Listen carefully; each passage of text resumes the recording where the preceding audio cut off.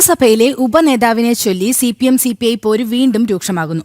ഉപനേതാവിന്റെ മുറി ആവശ്യപ്പെട്ട് CPM സ്വന്തം നിലയിൽ സ്പീക്കറെ സമീപിച്ചതിലാണ് CPIക്കുള്ളിൽ അമർഷം പുകയുന്നത്. ഉപനേതാവ് ആരെന്ന് വ്യക്തമാക്കാതെ മുറി ആവശ്യപ്പെട്ട് CPM നൽകിയ കത്ത് സ്പീക്കർ തിരുവഞ്ചൂർ രാധാകൃഷ്ണൻ കഴിഞ്ഞ ദിവസം തള്ളിയിരുന്നു. ഉപനേതാവ് പദവിയെ ചൊല്ലിയുള്ള CPM-CPI തർക്കം നിയമസഭയ്ക്കകത്തേക്കും വ്യാപിക്കുകയാണ്. ഉപനേതാവ് പദവി ആർക്കെന്ന് ഔദ്യോഗികമായി പ്രഖ്യാപിക്കുന്നതിന് മുമ്പ് തന്നെ നിയമസഭാ മന്ദിരത്തിനുള്ളിലെ ഉപനേതാവിന്റെ മുറിയുടെ അവകാശത്തിലേക്ക് CPM-ഉം CPI-യും കടന്നിരിക്കുകയാണ്.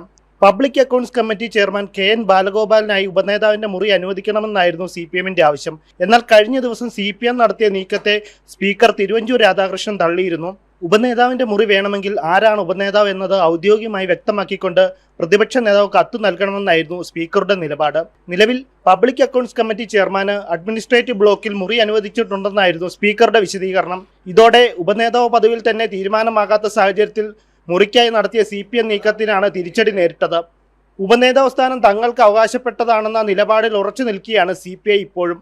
മുന്നണിയിലെ കക്ഷികൾ തമ്മിലുള്ള ധാരണയിലൂടെ ലഭിക്കേണ്ട പദവി ഏകപക്ഷീയമായി തീരുമാനിക്കാനുള്ള നീക്കമാണ് CPM നടത്തുന്നതെന്നാണ് CPIയുടെ ആക്ഷേപം. ഉപനേതാവ് പദവിയിലെ തർക്കം പിന്നാലെയാണ് മുറിയെ ചൊല്ലിയുള്ള തർക്കവും രൂക്ഷമാകുന്നത്. സ്പീക്കറുടെ ഇടപെടൽ കൂടി വന്നതോടെ CPM-CPI ഭിന്നതയാണ് നിയമസഭയ്ക്കുള്ളിൽ വീണ്ടും പരസ്യമാകുന്നത്.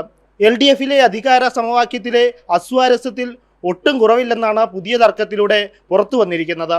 ജനം, തിരുവനന്തപുരം.